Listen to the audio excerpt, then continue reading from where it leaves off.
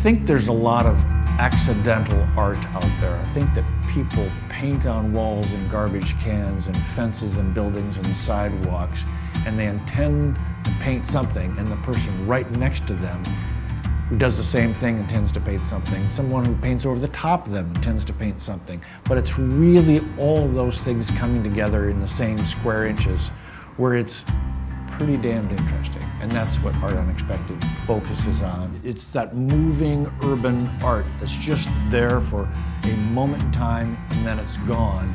But at least we saw it and we grabbed it.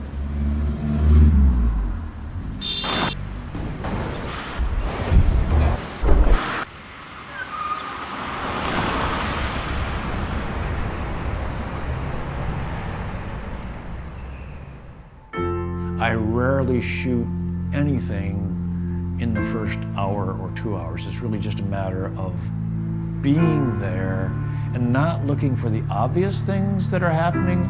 It's looking for the unobvious thing, and you have to be there for a while to see that. I'm trying to find some order to the chaos, not because I need it, not because I think the viewer needs it, but because somehow that's the most beautiful way to see chaos, is if all the pieces sort of sit down in their own corner in just the right angle to each other, then it's interesting to me.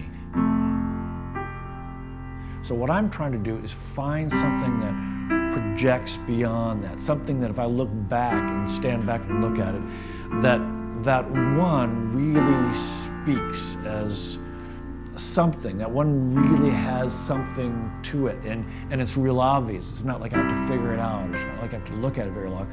And it happens pretty fast. You just look at it and go, bam, that's it. There's a couple of pieces that we're working on right now. Most of them new pieces.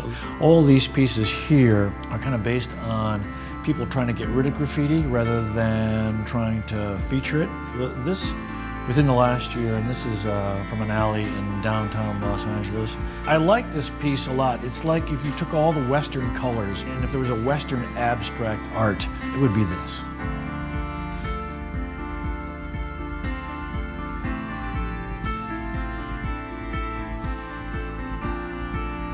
I like to keep the equipment really, really simple because I like to minimize the number of variables in taking any photograph.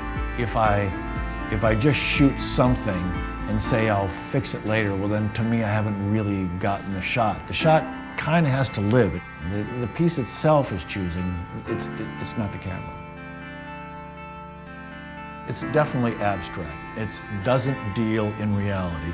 All these people who are painting and scrawling and scratching and digging and all that, they're all overlapping each other at several points. It's a matter of me finding something pleasant or something interesting or commanding or challenging in one little piece. And that's abstract. That's my idea at the time of what might be interesting in that frame.